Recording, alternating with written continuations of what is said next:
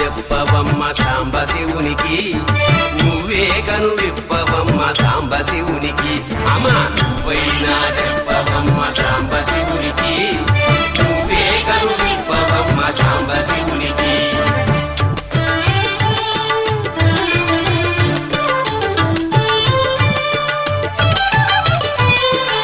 ఈ బూది రేఖలేందే సాంబ శివునికి, ఈ బూది రేఖలేందే సాంబ శివునికి, ఈట మరుక మోతలేందే సాంబ శివునికి. ఈ బూది రేఖలి మీ నొసటి గీతలు